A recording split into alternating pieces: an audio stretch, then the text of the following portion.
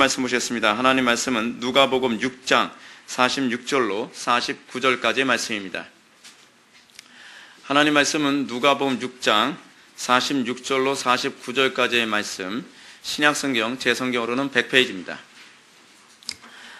찾으셨으면 제가 봉독하겠습니다. 너희는 나를 불러 주여 주여 하면서도 어찌하여 내가 말하는 것을 행하지 아니하느냐? 내게 나와 내 말을 듣고 행하는 자마다 누구와 같은 것을 너희에게 보이리라. 집을 짓되 깊이 파고 주추를 반석에 놓는 사람과 같으니 큰 물이 나서 탕류가 그 집에 부딪히되 잘 지었기 때문에 능히 요동하지 못하게 하였거니와, 듣고 행하지 아니하는 자는 주추 없이 흙 위에 집 지은 사람과 같으니 탕류가 부딪힘에 집이 곧 무너져 파괴됨이 심하니라 하시니라. 아멘. 이 시간은 누가복음 62번째 강의가 되었습니다. 환난에 흔들리지 않는 신앙이라는 제목을 가지고 하나님 말씀 증거하도록 했습니다. 환난에 흔들리지 않는 신앙. 우리는 이제 지난 시간에 이어서 참된 제자의 또 다른 특징을 살펴보고자 합니다. 어떤 사람이 과연 참된 제자입니까? 어떤 사람이 참된 그리스도의 제자라고 할 수 있겠습니까? 어떤 사람이 과연 참된 믿음을 소유한 사람이라고 할 수 있겠습니까? 이 문제는 굉장히 시급한 것이고, 이 문제는 굉장히 중요한 문제입니다. 특히 오늘날처럼 almost Christian, 유사 그리스도인들이 아주 교회 안에서 넘치고 있는 이 시대에 우리는 이 문제가 굉장히 시급하게 다루어져야 될 문제이며, 교회의 각성과 회복을 위하여 이 문제는 굉장히 중요하게, 그리고 더욱더 꼼꼼하게 다루어져야 될 문제입니다. 이런 차원에서 예수님께서 우리들에게 참된 그리스도의 제자가 누구인가, 누가 참된 그리스도인인가에 관해서 우리에게 두 번째 가르침을 주셨습니다. 우리가 지난 시간에 살펴봤던 참된 제자의 특징을 뭐라고 얘기했습니까? 마음에 쌓은 선에서 선을 내는 사람이라고 했습니다. 참된 제자의 핵심은 그의 윤리 도덕의 문제로 규정되어지지 않습니다. 그가 얼마나 종교적인 사람인가, 그가 얼마나 외적으로 기도를 많이 하는 사람인가, 그가 얼마나 봉사를 많이 하는 사람인가, 그가 얼마나 선행을 많이 하는 사람인가, 그것이 참된 그리스도인이냐, 아니 그리스도의 제자냐 아니냐를 규정하는 궁극적인 잣대가 되지 못한다고 했습니다. 왜냐하면 유사 그리스도인들도 얼마든지 자기 자신을 그렇게 포장할 수 있습니다. 매튜 미디의 유사 그리스도인에서 나온 것처럼 almost 크리스천들도 얼마든지 자기 자신을 거룩하게 보이기 위해서 바리새인들처럼 얼마든지 연기할 수 있습니다. 내가 정말 신앙이 있는 것처럼, 내가 정말 그리스도인인 것처럼, 내가 정말 다른 사람들보다 경건한 사람인 것처럼 얼마든지 그럴 수 있다는 것입니다. 그러나 예수님께서 참된 그리스도인이냐 아니냐, 참된 그리스도의 제자인가 아닌가를 구분하는 가장 중요한 잣대는, 중요한 기점은 바로 그 마음에 달려있다고 얘기하였습니다. 이것이 기독교입니다. 기독교는 마음에서 시작합니다. 기독교는 중심에서 시작합니다. 예수님께서 우리의 중심을 보신다고 말씀하셨던 것처럼 우리 기독교의 출발은 행위에서 출발하지 않습니다. 우리 기독교는 그 마음속에서 무엇을 쌓게 만드느냐, 무엇을 쌓음으로 말미암아 나오게 되는 행위이냐에 관심을 갖고 있습니다. 그러므로 예수님께서 지난 시간에 우리에게 말씀해 주셨던 참된 제자의 특징은 무엇입니까? 그 마음속에 쌓은 선을 통하여서 선이 나와야 되는 것. 그 마음속에 쌓은 악에 의해서 사실은 악이 나온다는 것입니다. 그 선이냐 악이냐에 관한 문제는 결국 하나님과의 관계의 문제라고 하지 않았습니까? 이 관계의 문제라고 했을 때에 하나님과 올바른 관계가 아닌 상태에서의 겉으로 우리가 봤을 때 선한 행동도 사실 하나님 봤을 때 뭐예요? 가증되고 역겨운 악일 수밖에 없습니다. 우리가 자꾸 선악이라고 하는 개념, 이 라인을 어떻게 규정을 합니까? 그것은 내가 보는 관점에서의 도덕성이라고 하는 관점으로 보지 않습니까? 저 사람 상당히 도덕적이야. 저 사람 상당히 부지런해. 저 사람은 상당히 경건한 것 같아. 저 사람은 예배 시간에 늦지도 않아. 저 사람은 주일 성수도 잘해. 근데 이 문제가 하나님께서 보실 때 선이냐 악이냐에 관한 문제가 아니라는 거예요. 하나님께서 선이냐 악이냐에 관한 문제는 그 행위의 기초가 어디서부터 출발했느냐에 관한 문제입니다. 어떤 사람은 쌓은 악이 있습니다. 그 악이 외식의 악입니다. 어찌하든지 다른 사람에게 더욱더 정교하게, 나는 하나님에 대한 묵상도 없고 하나님과 아무런 관계도 없고 하나님을 기쁘시게 할 어떤 의욕도 없는데, 나를 기쁘게 하고 또는 내가 다른 사람들 앞에 좀 더 경건하게 보이기 위해서 내가 어떻게 액션을 취해야만 하는가, 히포크리테스, 어떻게 내가 연극을 해야만 더 경건한 사람처럼, 더 완벽한 그리스도인처럼 보일 수 있겠느냐라고 하는 이 쌓은 악으로부터도 우리는 얼마든지 선해 보이는 행동이 가능하다는 사실입니다.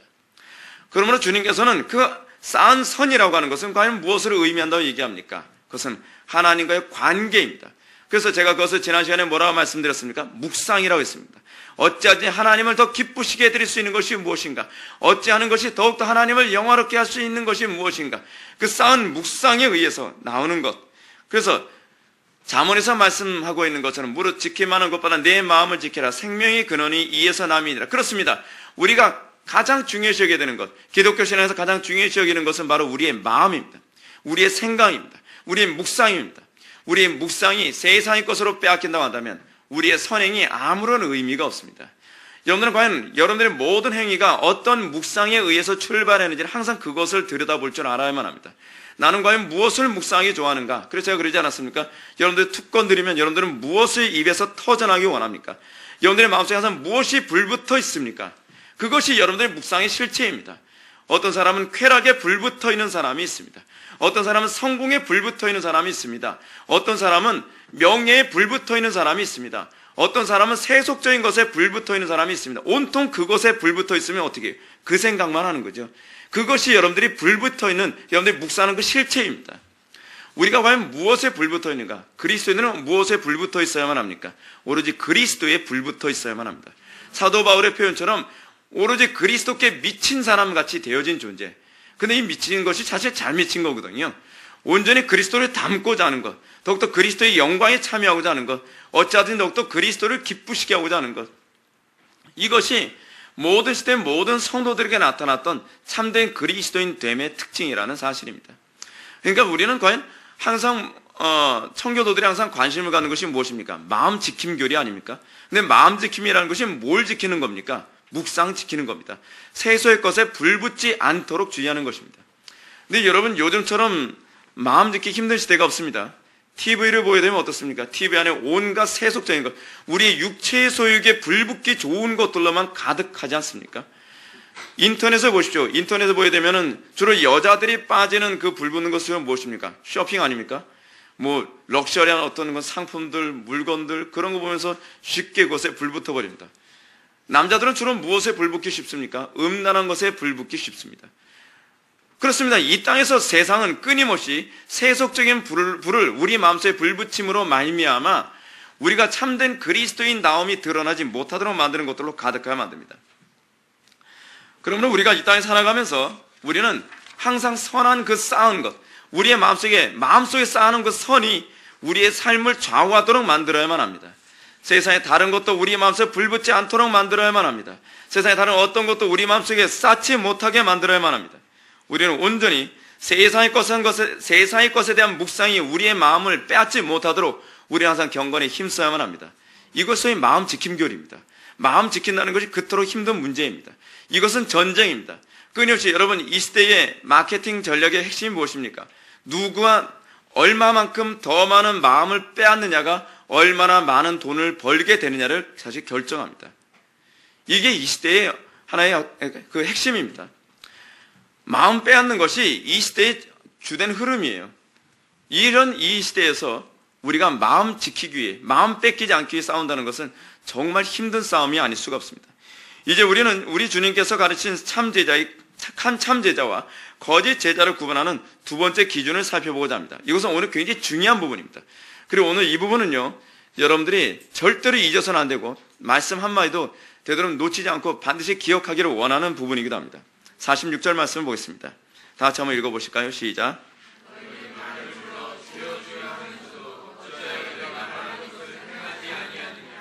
아멘. 우리 주님께서 참된 그리스도의 제자와 거짓 제자를 구분하는 두 번째 가르침은 첫 번째 가르침과 논리적으로 단절되지 않습니다.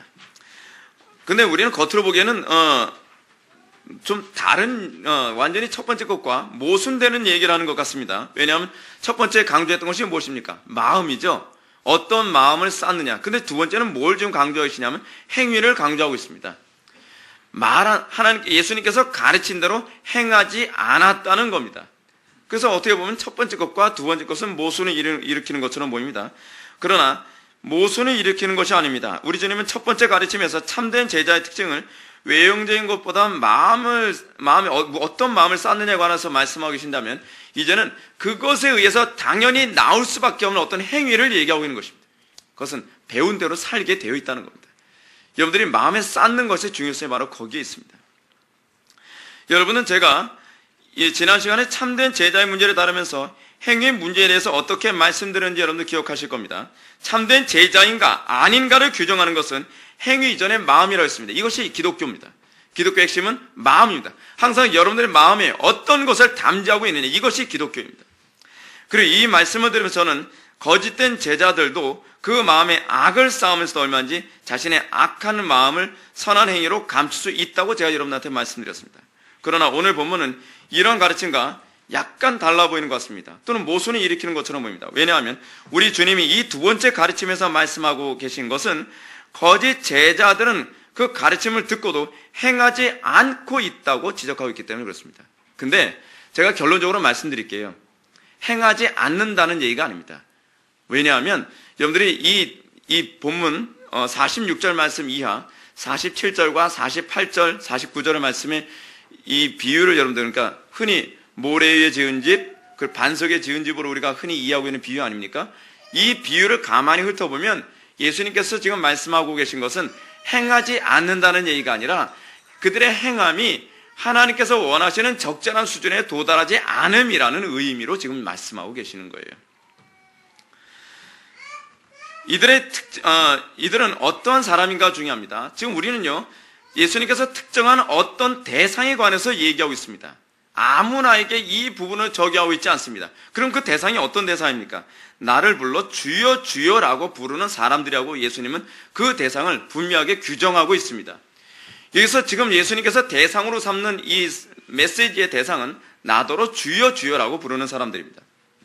여기서 주여 주여, 이 반복해서 주여 주여라고 했을 때 그들이 얼마나 열정적인 사람인가를 우리는 발견할 수 있습니다. 이들은 예수님의 제자라고 스스로 자부하는 사람들입니다. 그렇기 때문에 J.C. 라일은 이 사람들에 관해서 이런 식으로 얘기합니다. 이들은 중요한 교리를 알고 있을 수 있으며 기독론과 성령론, 그리고 칭의와 성화, 회개, 믿음, 회심, 성결, 그 성경관, 기도에 대한 견해가 일치하는 사람이다 라고 얘기했습니다. 그럼 여러분, 우리가 지금 예수님이 대상으로 삼고 있는 이 비유의 대상은 어떤 사람이에요? 굉장히 교회 안에서 어설픈 신앙을 갖고 있는 사람이 아닙니다. 굉장히 열정적인 사람입니다. 그들은 어디를 가든지 자신이 알고 있는 교리를 다른 사람들에게 가르치고 말하는 것을 좋아하는 사람입니다. 어찌 보면 이런 사람들은 45절에서 우리 주님이 언급했던 마음에 가득한 것을 마치 입으로 말하는 참된 신자의 모습처럼 보여지는 사람일 수도 있습니다. 그런데 문제는 이렇게 우리 주님만이 참된 구원자라고 말하기를 좋아하며 주님을 높여드리는 사람처럼 보임에도 불구하고 그들이 주님의 가르침에 그대로 행하지 아니하는 태도를 견지하고 있다는 사실입니다. 그들의 행위는요, 사실은 온전하지 않은 사람들입니다. 그들은 열심히 있습니다. 그들은 나름대로 신앙이 있는 것 같습니다. 그들은 교리에 대한 지식도 풍부합니다. 그들은 남에게 복음을 얘기해 주기도 좋아합니다. 그런데 문제가 무엇이냐면 그들은요, 예수님의 가르침에 제대로 충성하거나 순종할 의향이 별로 없는 사람이라는 사실입니다.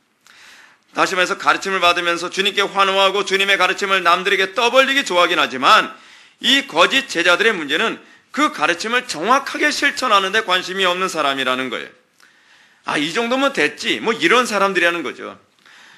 자, 그러나 우리는 우리 주님께서 이런 말씀하시는 것이 자칫 지난 시간에 우리가 살펴왔던 거짓 제자들의 특징, 즉 행위보다 또는 마음보다 행위보다 마음에 어떤 모순을 일으키는 사람들처럼 보일 수 있습니다. 우리가 자칫 이 구절을 그렇게 볼 수 있습니다. 왜냐하면 그들은 어떤 사람들이에요? 참된 제자의 특징을 갖고 있는 것처럼 보이기 때문에 그렇습니다. 그들은 쌓은 선에서 나오는 말과 아울러 좋은 열매가 어떤 식으로 우리는 나오는지를 좀 알아야만 합니다. 여러분, 이 사실을 분명하게 이해하기 위해서 우리는 47절부터 49절의 말씀을 보겠습니다. 지금 예수님께서 여기서 참된 신자가 어떤 사람이라고 얘기하는가? 내게 나와 내 말을 듣고 행하는 자마다 누구와 같은 것을 너희에게 보이리라. 지금 뭐라고 말씀하세요? 내게 나와 내 말을 듣고 행하는 자, 그러니까 듣고 행하는 자와 듣고 행하지 않는 사람의 차이가 바로 이런 거다라고 예수님이 말씀하시는 거예요. 온전함에 관해서 말씀하시고자 하는 것입니다. 집을 짓되 깊이 파고 주초를 반석에 놓은 사람과 같으니 큰 물이 나서 탕류가 그 집에 부딪히되 잘 지었기 때문에 능히 요동하지 못하게 하였거니와 듣고 행하지 아니하는 자는 주초 없이 흙 위에 집 지은 사람과 같으니 탕류가 부딪힘에 집이 곧 무너져 파괴됨이 심하니라 라고 얘기합니다. 이 비유를 일명 두 건축자의 비유라고 얘기합니다. 이 비유는 너무나도 유명해서 교회 다녀보지 않은 사람들도 아는 사람은 안다고 할 정도로 이 비유는 굉장히 잘 알려진 비유입니다. 근데 제가 여러분들이 항상 말씀드린 게 뭐냐면 잘 알려진 비유일수록 거의 주로 왜곡되게 이해되고 있는 것이 태반입니다. 그런데 이 중요한 것은 이 비유가 말하고자 하는 것이 무엇인가 하는 겁니다. 근데 이 비유가 말하고자 하는 이 부분에 있어서 여러분들이 조심해야 될 게 하나 있어요. 왜냐하면 이 비유가 누가복음에만 나오는 비유가 아니라는 거죠. 이 비유가 마태복음에도 나오는 비유입니다. 근데 마태복음에도 나오는 이 비유가 마태복음과 누가복음에서의 비유의 어떤 이 컬러가 약간 달라요. 말하고자 하는 메시지도 좀 달라요. 근데 우리는 마태복음에서 나오는 비유네. 마태복음에서 나오는 비유가 누가복음에서도 나오네. 그러면 마태복음처럼 해석하면 되겠네. 항상 그래서 본문에서 얘기하고자 하는 핵심을 꼭 그런 식으로 놓치는 것이 문제입니다. 마태복음의 본문과 누가복음에 나오는 이 본문으로서의 이 두 건축자의 비유는 아주 미묘한 차이가 있는데 말하고자 하는 핵심은 아주 현격한 차이를 두고 있습니다. 먼저 이 마태복음에 나오는 비유는 어떻습니까? 모래에 지은 집과 반석에 지은 집입니다. 이것이 마태복음의 비유를 요약하면 이거예요. 어디에 지어요? 모래에 지은 집, 반석에 지은 집. 근데 여기서 이 마태복음의 관심이 뭐냐면 모래 위에 지었느냐, 반석 위에 지었느냐에 관심을 갖고 있죠. 그러면 어디에요? 뭐에 관심이 있는 거예요? 집을 지은 터에 관심을 갖고 있어요. 근데 잘 보십시오. 누가는 동일한 흙 위에 집을 짓되 한 사람은 깊이 파고 반석을 기초로 삼아 집을 지었다고 얘기하고요. 또 한 사람은 기초 없이 흙 위에 집을 지은 사람 같다고 비유를 베풀고 있습니다. 여기에 지금 누가복음 비유에서 이 비유는 마태복음하고 뭐가 차이가 나고 있어요? 땅을 팠냐 안 팠냐? 그것과 관련이 있고요. 또 하나 뭐냐면 그 기초가 있냐 없냐에 관심을 갖고 있어요. 핵심이 그거예요. 기초에 관심을 갖고 있어요. 기초예요. 이게 오늘 제가 여러분들에게 말씀드리고자 하는 가장 중요한 핵심이고, 그리고 예수님께서 이 본문을 통해서 말씀하시고자 하시는 메시지의 핵심이기도 합니다. 자, 그렇다면 우리는 이제 누가복음 오늘 본문에서 누가가 독자들에게 전달하고자 하는 메시지가 무엇인지 생각해 봐야만 합니다. 제가 보는 견지에서 누가가 강조하고자 하는 것은 1차적으로 모든 사람이 집을 짓는 사람이라는 것을 먼저 얘기하고자 합니다. 그러니까 교회 안에 나오는 모든 사람들은 나름대로 집을 짓는 사람들입니다. 이 나름대로 신앙의 집을 짓는 사람들이라는 거예요. 다시 말해서 그리스도의 제자라고 스스로 자부하는 사람들이라면 누구나 그의 말씀을, 적어도 하나님의 말씀을 나름대로 준행하며 살아가고 있다는 거예요. 제가 근데 신앙생활하면서 자꾸 여러분한테 말씀드리는 게 무엇입니까? 나름대로 주의 말씀 준행하는 거 의미가 없다 그랬죠. 신앙생활 그렇게 하는 거 굉장히 위험합니다. 우리는 자꾸 나 나름대로 그래도 주의 성수 잘 하는데요. 난 나름대로 그래도 기도 생활 열심히 하는데요. 전 나름대로 봉사 많이 하는데요. 항상 우리는 나름대로라고 하는 이 신앙이 위험하다는 걸 알아야 돼요. 왜요? 맨 마지막 때에 우리의 그 순종에 관해서 심판하실 분이 누구시기 때문에 그렇습니까? 하나님이세요. 그러니까 여러분 종교개혁자들 항상 하는 얘기가 뭡니까? 코람데오. 하나님 앞에서. 나름대로가 아니에요. 헬라어가 굉장히 비슷해요. 나름대로가 아니라 코람데오예요. 아시겠죠? 하나님이 심판하시는 거예요. 목사가 심판하는 거 아닙니다. 목사가 칭찬했다고 해서 하나님이 칭찬하신다고 보장할 수 없다는 얘기예요. 그러니까 우리는 항상 우리 기독교 신앙심이 무엇입니까? 항상 하나님의 말씀에 부합하는 신앙이냐 아니냐. 여러분들의 개인의 삶은 한번 개혁됐다고 해서 그걸로 끝나는 문제가 아니라 날마다 개혁되어져야 되는 이유가 바로 거기에 있어요. 하나님의 말씀에 부합하지 않으면 그 모든 것이 하나님께 책망받을 대상이라는 것이죠. 지금 예수님께서 말씀하시는 것은 중요한 핵심이 이것이죠. 이 땅에 교회에 나온다는 사람들, 나름대로 신앙생활 한다는 모든 사람들은 나름대로 다 집을 짓는 사람이에요. 나름대로 하나님의 말씀대로 순종하며 살아간다고 얘기해요. 그런데 나름대로 하나님 말씀대로 살아간다고 하는 수많은 사람들 중에서 마지막 때에 슬피 울며 이를 갈 자가 반드시 있을 것이고, 그리고 하나님의 은혜 가운데에 구원의 은총에 참여할 자가 있을 거라는 사실이에요. 이것은 사실이고 그리고 이것은 부정할 수 없는 현실적인 얘기입니다. 이런 점에서 오늘 가르침은 행위의 있고 없음에 관한 문제가 아니라 행위의 진실됨 여부를 지금 얘기하고자 하는 거예요. 이것이 이 본문에서 얘기하고자 하는 거예요. 사실은 성경이 항상 관심이 뭐냐면 행위가 있냐 없느냐에 관심을 별로 갖고 있질 않아요. 그것이 항상 성경의 일관적인 가르침입니다. 항상 성경의 일관적 가르침이 무엇이냐면 너의 행위가 진실되냐 진실되지 않냐, 너의 행위가 정말 하나님을 바라보면서 했던 행위냐 아니냐. 그래서 여러분, 우리는 이 부분과 관련해서 무엇이 머릿속에 딱 떠오릅니까? 부자의 헌금과 연복의 부자가 헌금하는 것과 가난한 과부가 연복에 헌금하는 이 얘기도 그 행위의 핵심에 뭐가 있어요? 행위냐 아니냐에 관한 문제가 아니죠. 그 행위의 진실됨 여부잖아요. 그러니까 진실됨 여부를 신약에서 한마디로 표현하면 이것으로 얘기합니다. 믿음으로 했느냐, 믿음으로 하지 않았느냐. 그러니까 여러분들이 기독교를 믿는다고 했을 때 여러분들이 항상 관심을 가져야 될 게 이거예요. 여러분들이 믿음을 했냐 하지 않았냐 항상 관심을 가지면 딴 데 보지 말고 여기 쳐다보세요. 딴 데 쳐다보는 사람 있어요. 우리의 믿음이 믿음으로 하지 않았으면 그것은 다 뭐라고 얘기했어요? 로마서에? 죄라는 거예요, 죄. 근데 우리는 자꾸 내가 믿음으로 했느냐 믿음으로 하지 않았느냐 별로 관심이 없어요. 이것이 하나님 앞에 인정받을 만한 행동인지 그것에 관심이 없어요. 우리는 자꾸 누구에게 인정받으려고 들어요? 사람에게요. 그렇지 않으면 내가 가지고 있는 교활한 양심에 이 정도면 괜찮은 거 아니야? 목사님 너무 무리한 걸 요구하는 거 아니야? 너무 심한 걸 요구하는 거 아니야? 근데 그게 아니라는 거예요. 항상 기독교 신앙의 핵심은 항상 하나님께 관심을 갖고 내가 하나님 앞에서 살아가고 있고 내가 하나님 앞에 내가 심판받을 것인가 하나님께 칭찬받을 것인가에 관심을 가져야 된다는 사실이죠. 오늘 본문에도 사실은 그것과 관련하여 우리에게 말씀하고 있는 부분입니다. 그렇습니다. 어느 시대든지 가시적 교회 안에는 예수님을 주님이라고 부르는 수많은 사람들이 나왔습니다. 나름대로 열심히 신앙생활 한다는 사람들이 많이 있습니다. 이 부분을 마태는요 이렇게 표현했습니다. 주의 이름으로 선지자 노릇하며 주의 이름으로 귀신을 쫓아내며 주의 이름으로 많은 권능을 행하는 사람들을 묘사합니다. 그것이 바로 나더러 주여 주여 하는 자에 대한 마태복음에서의 마태의 표현이에요.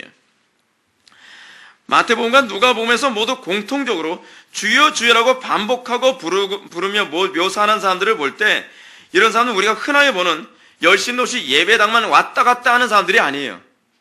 그러니까 여러분, 우리가 여기서 잠깐 산포로 빠져서 이런 얘기 한번 합시다. 예수님이나 그렇지 않은 사도들이 참된 신앙이냐 거짓된 신앙이냐를 구분하기 위해 항상 그 목표로 삼고 있는 대상이 있어요. 근데 그 대상 중에요 흐리멍덩하게 신앙생활하는 사람은 그 대상에 끼지도 못해요.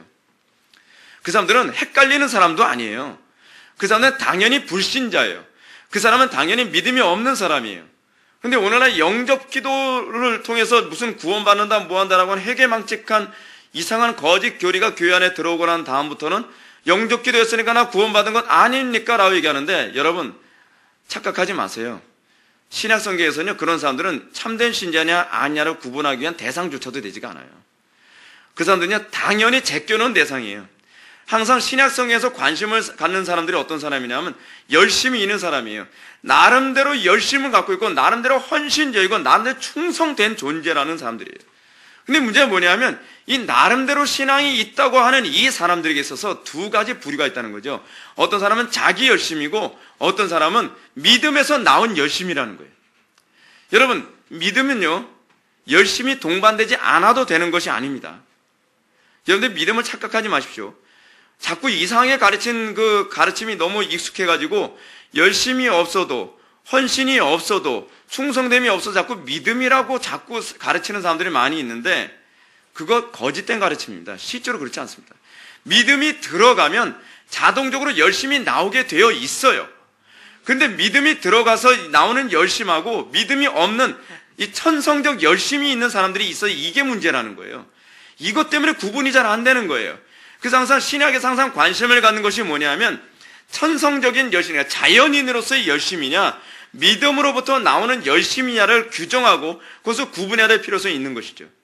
그래서 여러분 저는 원래 태어난 성격 자체가 그 우유부단한 성격이라서 저는 원래 그런가 봐요. 그런 거 없어요.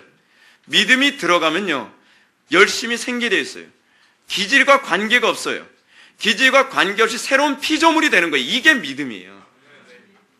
근데 우린 자꾸 내가 믿음이 없다는 걸 인정하기 싫어하니까 자꾸 자기가 타고난 기질 때문에 그렇고 저는 원래 열심이 없는 성격이에요. 그래요. 원래 열심이 없다는 차원에서는 제가 동의해요. 왜냐하면 인간은요, 태어나자마자 하나님께 대해서는 열심이 원래 없어요. 이게 인간의 본성, 이게 전적 타락 교리예요. 인간은요, 타고날 때서부터 아무리 열정적인 사람이라 할지라도요, 신기한 게 뭔지 아십니까? 세상적으로는 굉장히 열정적이어서 불같은 사람인데 예배당만 오면 무능해지는 사람들이 있어요. 예배당만 오면 집중을 못하고 흐리멍덩하게 그냥 왔다 갔다 하다가 교회만 왔다 갔다 하는 사람들이 많이 있어요. 왜요? 믿음이 안 들어가서 그래요. 믿음이 들어가면 자연적인 성품으로서 내가 원래 열정이 없는 사람이라 할지라도, 저는 원래 내성적이라 한다 할지라도 아무 관계없이 하나님께서 열정을 부어주시게 되어 있어요. 그게 믿음의 특징이에요. 그래서 항상 성경에서 관심을 갖는 것은요, 열심이 없는 사람이 아니라 열심히 있는 사람들 중에서 그 가운데 또 참신자와 거짓된 신자들이 또 새롭게 분류되어진, 나눠진다는 것을 항상 관심을 가지고 설명해 주고 있다는 사실입니다. 다시 하던 얘기로 돌아갑시다. 누가는 지금 마태복음의 접근과는 다르게 어디에 집을 지었느냐로 비유에 접근하지 않습니다. 어디에 집을 지었느냐에 관심이 아니에요. 지금 누가의 관심은 주초, 다시 얘기한다면 기초가 있느냐 없느냐에 대한 유무로 이 비유를 지금 접근해 들어가고 있습니다. 기초가 있느냐 없느냐. 그러므로 누가는 수신자들에게 말하고자 하는 두 번째 메시지가 있는데, 그것은 모든 사람들이 다 신앙의 집을 건축하는 사람이지만 그 신앙의 집을 건축하는 사람 가운데 있어서 과연 기초가 없느냐를 통해서 참된 제자냐 거짓된 제자냐를 구분하는 기준이 된다고 얘기하는 거예요. 그러니까 어떤 사람은 열심히 있는데 기초 없이 열심히 있는 사람. 근데 이 기초가 뭔지 제가 좀 이따 설명드릴게요. 기초라고 하는 건, 제가 말씀드린 기초라고 하는 건 교리적 기초를 얘기하는 것이 아니에요. 지식적 기초를 얘기하는 것도 아닙니다. 근데 문제는 뭐냐면 한국교회 태반을 보게 되면요, 그냥 열심만 강요하죠. 그러니까 원래 성격 자체가 나대기 좋아한다. 이 속된 말로 나대기 좋아하는 사람들이 교회 안에서 설치고 돌아다녀요. 제가 교회를 보면요, 그런 모습 보면 얼마나 제가 보기 흉한지 몰라요. 어디 가든지 나대기 좋아하고 어디 가든지 말하기 좋아하고 어디 가든지 자기가 좀 두드러지게 나오기 좋아하는 사람이 당연히 교회 주도권을 잡게 되어 있죠. 근데 그건 믿음하고 아무 상관이 없는 거거든요. 그 사람들의 열심은 대부분 기초가 없는 열심이에요. 그들의 열심으로 말미암아 교회를 풍비박산내고 하나님의 영광을 땅바닥 짓밟아버려요. 그러면서 그들은 그 열심이 믿음에서 나온 열심이라고 자꾸 말하기를 좋아합니다. 그것은 아니라는 거예요. 지금 누가가 얘기하고자 하는 것은 그것이 믿음과 아무 관련이 없다는 것을 얘기하고자 하는 것입니다. 그렇다고 한다면 우리는 이 비유가 언급하는 참된 제자의 특징이 무엇인지 좀 더 구체적으로 살펴볼 필요성이 있습니다. 왜냐하면 이 비유에서 나타나는 참된 제자로서의 특징은 거짓된 제자에게 없는 것으로, 또는 거짓된 제자들은 무시하는 그 어떤 것이기 때문에 그렇습니다. 그러면 참된 제자로서의 특징이 무엇이라는 것입니까? 48절을 보면 집을 짓 때 깊이 파고 주초를 반석에 놓은 사람이라고 언급하고 있습니다. 이게 굉장히 중요한 표현입니다. 참된 제자는요, 집을 짓 때 그냥 짓지 않는다는 거예요. 집을 짓는다는 얘기가 무슨 얘기요? 즉 예수님의 표현에 의하면 행한다는 것이죠. 나의 말을 듣고 행함이라는 그 부분을 얘기하는 거예요. 근데 나의 말을 듣고 행하는데 어떠냐? 참된 제자는 땅을 깊이 파는 사람으로 언급되어 있습니다. 이것이 참된 제자의 특징입니다. 그래서 땅을 깊이 판다는 표현은 제가 보는 견지에서는 잠언 20장 5절의 말씀을 염두에 둔 것으로 보입니다. 잠언 20장 5절의 말씀이 무엇입니까? 사람의 마음에 있는 모략은 깊은 물 같으나 그럴지라도 명철한 사람은 그것을 길러내느니라. 여러분, 신약을 보게 되면 특히 예수님의 가르침에서는 지혜서를 많이 인용합니다. 지혜서라고 했을 때는 주로 솔로몬의 그 잠언을 주로 많이 얘기하는데, 잠언 20장 5절을 보면 그 말씀이 뭐라 얘기합니까? 사람의 명철이 어때요? 깊은 물 같대요. 깊은 물 같은데 명철한 사람은 아무도 길러내지 못하는 것을 명철한 사람은 길러낸다는 것입니다. 그걸 길어내는 것이 바로 명철한 사람의 특징이라는 거예요. 이 편을 통해서 누가는 독자들 하여금 참된 제자된 존재의 독특한 특징을 45절의 말씀과 연관지어 생각하도록 유도하고 있습니다. 즉 참된 제자란 하나님의 말씀을 듣되 그냥 얄팍하게 듣고 그래 그렇게 행동해야 돼 그냥 행동하는 그런 존재가 아니라는 거예요. 참된 그리스도의 제자는 잠언의 표현처럼 어느 누구도 감히 엄두도 낼 수 없는 깊은 물속까지 들어가서 그것을 길어내는 존재라는 겁니다. 이것이 참된 제자의 행위의 특징이라는 거예요. 이것이 바로 본질에서 깊이 파고라는 말씀이 내포하는 바입니다. 그럼 이 깊이 파서 무엇을 얻는다는 겁니까? 무엇을 얻는다는 거예요? 그것은 바로 반석입니다. 반석. 지금 여기서 반석을 얘기합니다. 여러분, 반석은 무엇을 얘기합니까? 항상 신약에서 반석은요, 예수 그리스도를 얘기합니다. 로마서 9장 33절, 고린도전서 3장 11절, 베드로서 2장 6절을 보면 예수 그리스도께서 반석이라고 얘기하고 있습니다. 따라서 참된 제자의 특징은요, 말씀을 듣고 단순히 실천한 사람이 아닙니다. 제가 지금 뭘 말씀드리고자 하는지 아십니까? 오늘날 얼마나 많은 사람들이요, 실천을 하는데 그것을 그리스도와 연합됨 없이 실천하는 사람이 많다는 것입니다. 여러분들 설교를 듣습니다. 또는 성경을 읽습니다. 그런데 여러분들 설교를 듣고 성경을 읽는 것으로 끝나면 안 됩니다. 설교를 듣고 성경을 읽으면서 여러분들이 반드시 해야 될 것이 있습니다. 깊이 파는 작업이 있어야만 합니다. 묵상이 그래서 중요하다는 겁니다. 묵상을 깊이 파는 작업이 있어야만 합니다. 이 깊이 파는 작업이 쉬운 작업이 아니에요. 깊이 파는 작업이 간단한 작업이 아니라는 것입니다. 참된 제자는 말씀을 듣고 그 말씀의 시면 깊이 묵상하고 또 기도하며 온전히 그리스도의 형상에 참여하기 바라는 그 태도를 가지고 말씀 깊은 곳까지 들어가는 사람입니다. 그곳은 뭘 만납니까? 반석을 만나는 존재입니다. 그리스도와 만나는 경험을 하는 존재들입니다. 그래서 그들의 삶 속에는 행위만이 있는 것이 아니라 그리스도의 영광까지 나타나는 것입니다. 오늘날 우리가 왜 하나님의 말씀대로 순종하며 산다고 하면서도 왜 그리스도의 고난에 연합하는 현상이 안 나타납니까? 저 봉사 많이 하는데요, 저 기도 많이 하는데요, 저 나름대로 신앙생활 열심히 하는데요, 근데 저는 왜 십자가가 없을까요? 왜 없을까요? 그 말씀의 깊은 심연까지 들어가서 그리스도와 연합하는 것이 없기 때문에 그렇습니다. 그리스도와 연합하면 십자가를 안 질래야 앉을 수가 없습니다. 하나님의 말씀이 깊은 심연까지 들어가는 그 체험이 필요합니다. 그 깊은 묵상이 필요합니다. 우리는 하나님의 말씀의 그 얕은 곳에서 그 수용치는 그런 신앙이 아니라는 거예요. 참된 제자는 항상 주의 말씀을 주야로 묵상하여 그곳에서 그리스도를 발견하고 그리스도와 연합하는 경험을 하는 존재들입니다. 참된 그리스도의 제자는 조그만 성경 지식이나 교리적 지식만을 가지고 그 진리의 지식을 통해서 그리스도를 만날 때 조금 내가 안다고 생각하는, 좀 그러지 말았으면 좋겠어요. 전요. 여러분들이 교리적 지식 좀 안다고 떠벌리면서 나름대로 신앙이 있는 것처럼 행동하려면 아예 교리책을 읽지 마세요. 그냥 조그만 지식 하나를 안다 할지라도, 조그만 교리를 하나 안다 할지라도, 그리고 한 번의 설교를 듣는다 할지라도 그 설교 통해서 그리스도를 만나야 되는 그 묵상이 멈출 수 없는 그런 진지함이 있어야만 합니다. 신앙이란 무엇입니까? 궁극적으로 내가 무엇을 행함이 아니라 했죠. 제가 누누이 말씀드리죠. 내가 얼마나 착한 행동을 많이 했느냐, 내가 얼마나 봉사를 많이 했느냐에 관한 문제가 아니라 그리스도와 내가 연합했느냐 연합하지 않았느냐에 관한 문제예요. 근데 우리는 그리스도와 연합하지 않고서 교회 봉사 많이 합니다. 그리스도와 연합하지 않으면서도 뭐 그렇게 많은 일을 터뜨립니다. 그리스도와 연합하는 것은 관심이 없고 내가 선행을 했느냐, 내가 봉사를 했느냐, 내가 헌금을 얼마나 했느냐, 내가 기도를 얼마나 했느냐, 외적인 것에만 관심을 갖고 있죠. 지금 예수님께서 말씀하시는 것이 무엇입니까? 참된 제자는 깊이 파는 사람입니다. 깊이 파는 것의 대표적인 그 모델이 누굽니까? 다윗 아닙니까? 주의 말씀이 즐거워서 주야로 묵상하는 겁니다. 그 주야로 묵상하는데 언제까지 묵상합니까? 그리스도와 연합될 때까지 묵상하는 것입니다. 묵상의 궁극적 목적이 무엇입니까? 우리가 주의 뜻을 더 정확하게 알고 그것을 내 삶에 적용하는 것 아닙니까? 내 영혼이 만족할 때까지 묵상하는 것입니다. 내 영혼이 그리스도를 만난 그 충만함에 들어갈 때까지 묵상하고, 그 충만함에 들어갈 때까지 기도하고, 충만함에 들어갈 때까지 주님을 찾는 것. 주여 주여 하면 뭐합니까? 궁극적으로 주님을 만나는데 관심이 없다는 게 문제라는 거예요. 나더러 주여 주여 하면서도 왜 내 말대로 실천하지 않느냐라고 하는 이 말씀에는 우리가 주의 말씀대로 듣고 순종하지 않았다는 얘기가 아닙니다. 겉으로는 순종하는 것처럼 보입니다.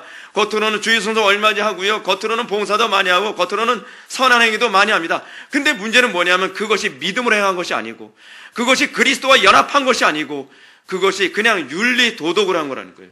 주여 주여 하면서도 그리스도가 목적이 아니라 윤리 도덕이 목적이고, 주여 주여 하면서도 그리스도가 목적이 아니라 종교 행위가 목적이 돼버리고, 나름대로 다른 사람에게 선하게 보이고 나름대로 다른 사람에게 경건하게 보이는데 관심을 갖고 있는 것이 문제라고 예수님께서 지적하고 계시는 것입니다.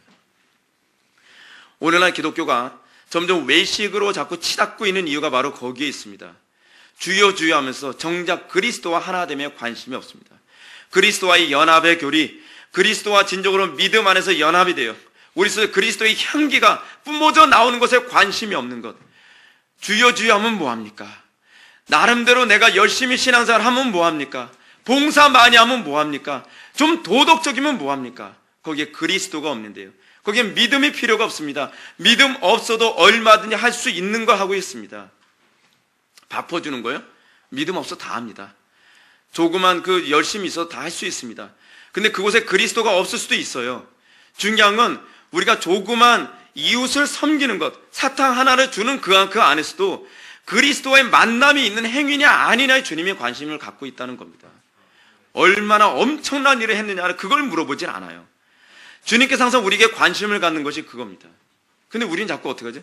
다른 사람에게 뭔가 괜찮게 보이기 위해서 내가 엄청난 일을 해야만 내가 신자라고 자꾸 생각을 하려고 하는 그런 오류에 빠져 있지 않습니까? 성경이 우리에게 요구하는 건 그게 아니에요.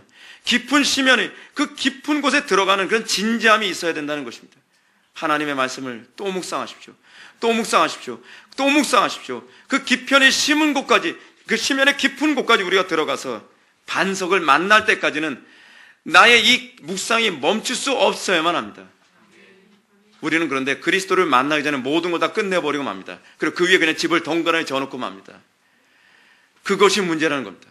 집을 짓는 게 중요한 게 아니라는 거예요. 집을 짓기 위해 무엇을 먼저 찾아야 된다고 얘기하는 겁니까?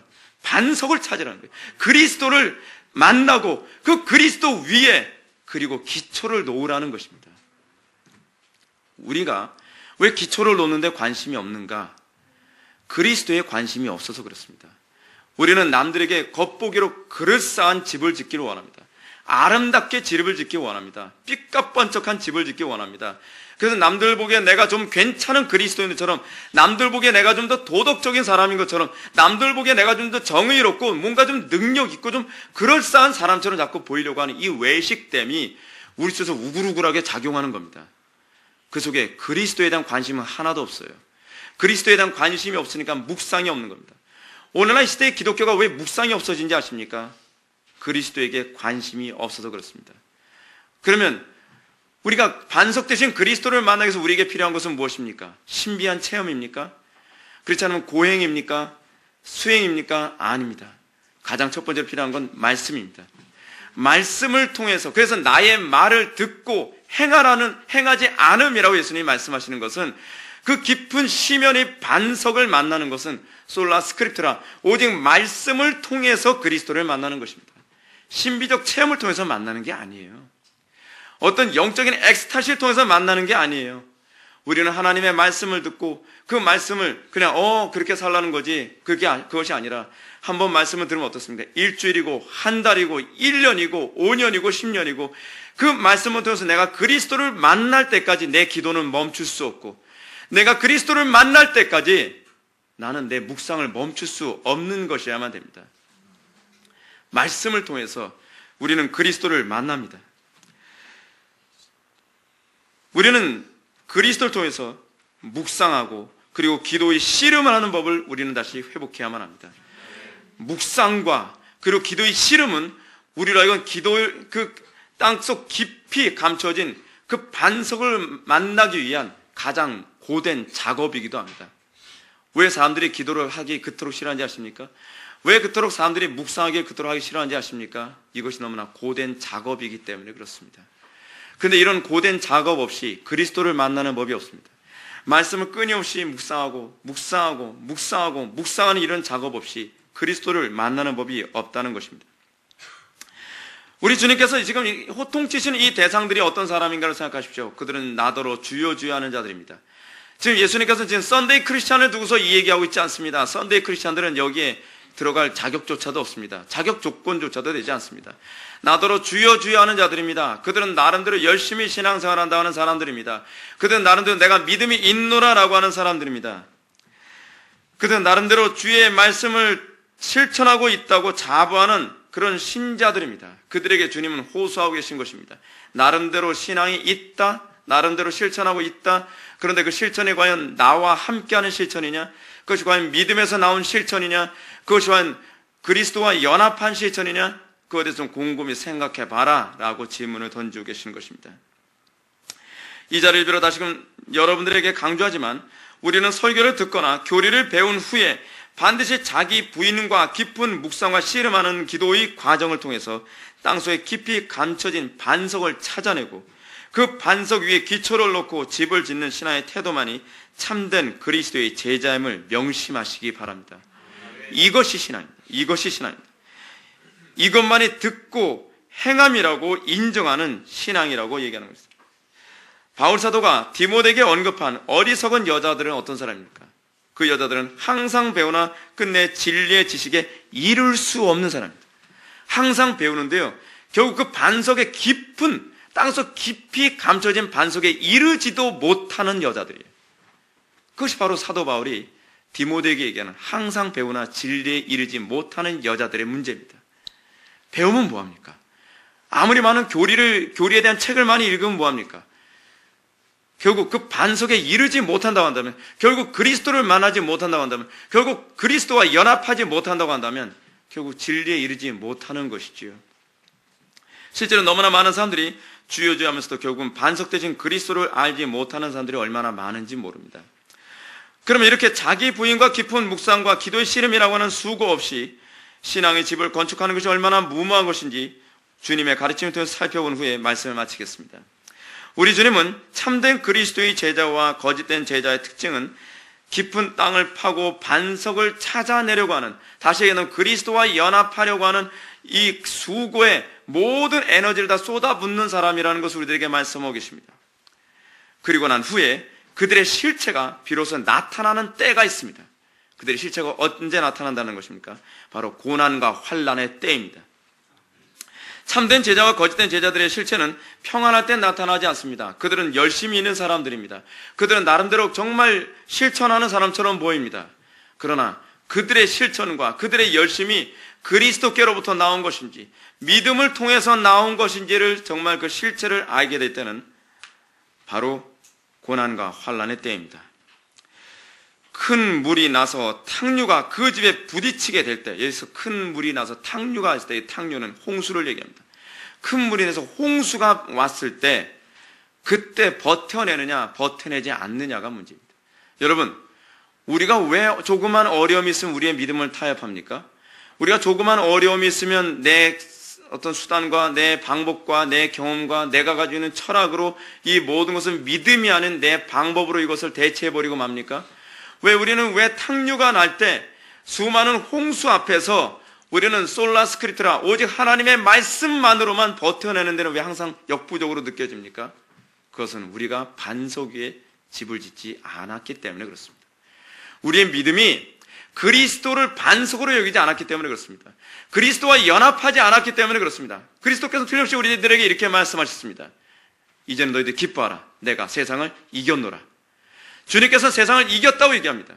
우리가 그리스도의 승리에 우리가 연합되었다고 한다면, 우리가 그리스도의 승리라고 하는 그 반석에 우리가 연합되었다고 한다면, 우리가 어찌해서 세상에 휘둘리고 세상 앞에 무너지며 세상 앞에서 꼭 타협만 해야 되고, 목사님 오늘 요즘 같은 시대는 그렇게 말씀대로 살 수 없습니다 라고 하는 소리가 어떻게 이렇게 쉽게 나오느냐 하는 것입니다. 믿음이요? 여러분들이 생각하는 것처럼 교회만 왔다 갔다 하고 그냥 헌금만 좀 하고 그리고 기도생활 좀 하면 그게 믿음이 아닙니다. 성경이 얘기하는 믿음이란, 그 믿음의 실체는 탕류 앞에서 그 실체가 드러나는 것입니다. 환난과 고난과 난관의 때에 여러분들이 그 믿음을 가감하느냐, 오히려 그 고난 때에서 더 그리스도께 붙잡는, 더욱 그리스도를 만나는, 더욱더 그리스도의 고난에 참여하는 그 모습을 드러내느냐를 통해서 믿음이냐 아니냐가 규정되는 것입니다.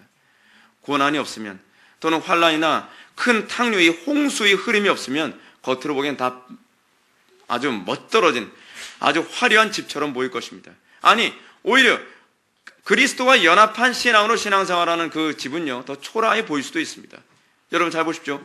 여러분들 봤을 때 말씀대로 신앙생활하는 교회가 더 화려합니까? 아니면 세상의 탕류의 흐름에 적당히 맞춰서 목회하는 그런 교회들이 더 화려합니까? 그 실체는 어떤 데 나타나는지 아십니까? 고난의 때, 환난의 때, 어려움의 때 비로소 그 실체를 드러내게 될 것입니다. 우리 한국교회, 유럽교회처럼 얼마 안 가서요, 교회들 문 닫는 일이 우후죽순처럼 나타나야 될 것입니다. 그럴 때 어떤 교회만 진정한 그 실체를 드러내겠습니까? 그 믿음을 반석이라고 하는 그리스도께 파묻은 교회만 살아남을 수 있게 될 것입니다. 우리가 앞으로 신앙생활하는 우리의 미래는요, 점점 더 어려워질 것입니다. 결코 낙관적으로 볼 수 없습니다.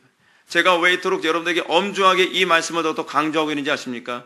앞으로 우리가 처하게 될 믿음의 세대는요, 이제껏 여러분들이 호화롭게, 평화롭게, 그리고 풍요롭게 살면서 오는 그런 고난하고는 비교도 할 수 없는 고난이 우리 앞에 오게 될지도 모르기 때문에 그렇습니다.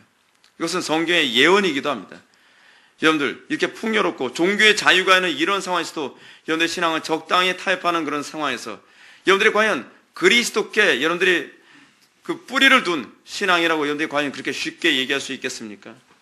고난의 탕류 앞에서도 의연할 수 있는 신앙이 정말 필요한 때입니다. 고난과 환란의 이 탕류 앞에서도 우리가 조금 더 흔들리지 않은 그 믿음, 그것은요, 그리스도를 기초로 했을 때, 그리스도를 반석으로 삼고 그 위에 기초를 삼았을 때 그 믿음만이 마지막 때까지 끝까지 믿음을 지키고 버텨낼 것입니다. 그렇습니다. 거짓 제자들의 특징은 겉으로는 화려하고 깨끗해 보일 수도 있습니다. 그러나 그들은요, 집이 곧 무너져서 파괴됨이 심히 크게 될 것입니다. 그들은 환난과 고난의 때 자신의 경험과 세상적인 지혜와 수단으로 극복하려 들 것입니다. 그들은 환경과 타협을 하고 세상에 동화되고 말 것입니다. 현실이 이렇기 때문에 어쩔 수 없다라고 얘기할 것입니다. 제가 보는 견지에서 오늘날 이 시대 교회의 문제가 바로 여기에 있습니다. 오늘날 이 시대 교회는 평온의 시기가 너무나 오래 지속되었습니다. 그다지 심한 물이 아니라고 할지라도 집이 무너질 정도로 그 실체가 너무나 부실합니다. 이 정도만 지어도 교회에 나오는데 여러분 지장 없죠? 이 정도 신앙만 가져도 누가 여러분 뭐라고 얘기합니까? 그러니까 여러분들은 나름대로 이것 다 신앙이라고 생각하는 것입니다.